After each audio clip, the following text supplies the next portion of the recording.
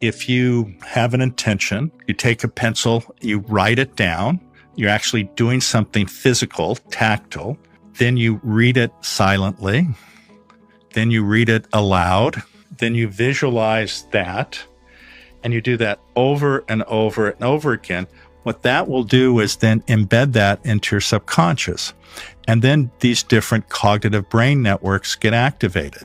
Now, can we unpack that just a minute? Sure. Because everyone that listens to this loves to make sure that they just got the instructions from you, Dr. Doty, because I'm like hanging on every word. And so there were a couple steps to that, because you had the physical pencil, you had the act of writing, you had this moment where, if you're watching on YouTube, you saw it, but if you're listening, let me describe it. He sat back in his chair, he put his hands kind of in prayer at his chest, closed his eyes, and he started talking about repeating the thought.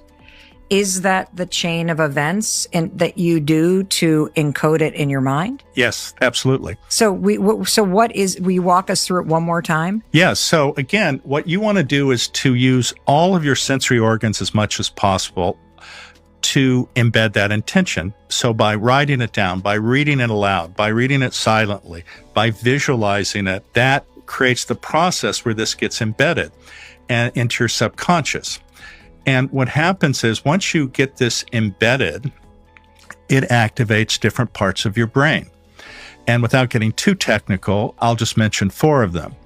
One is something called the default mode network. This is what happens when your mind wanders or you're daydreaming.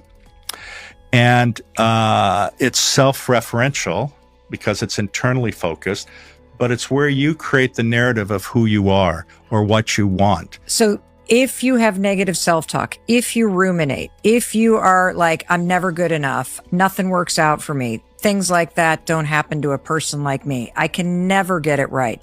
That is the default mode network. Absolutely. And that gets really activated and results in rumination for some people. Can I ask you another question? Because one of the things that you said at the very, very beginning is you painted this gorgeous picture of the ability to leverage the remarkable power of your brain to help you get what you truly desire in life, to help you live in heart mode. And you said it's just about believing it.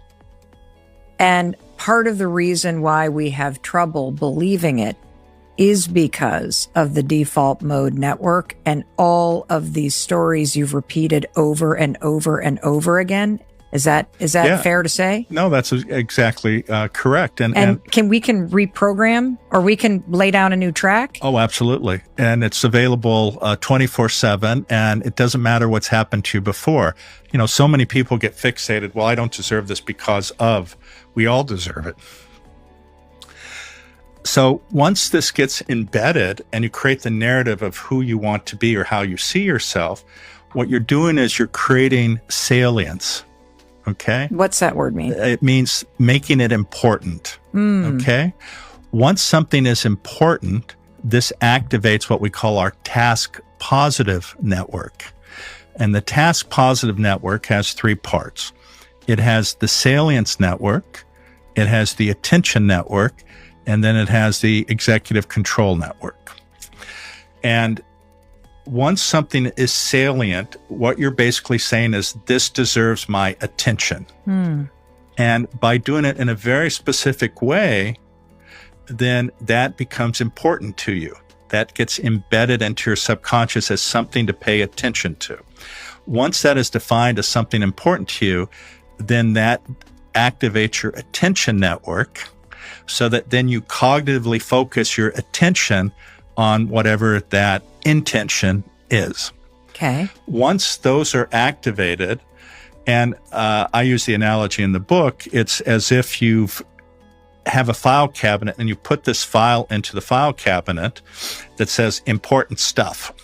And once that is there, then the attention network is activated, which is, as an example, a bloodhound that says, okay, now there's something there. I need to track this down and figure out what's going on here. Then you activate the bloodhound, and then that gets released.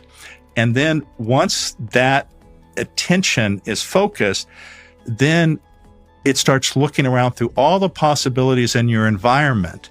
And as soon as it identifies one, then your executive control network is activated, which in some ways is the thing that chases down what is in your subconscious. This is how it works. There is no magic here. This is fundamentally basic neuroscience, and it's something that we all have the ability to master by just doing these techniques whereby you are able to embed your intention, you do it over and over.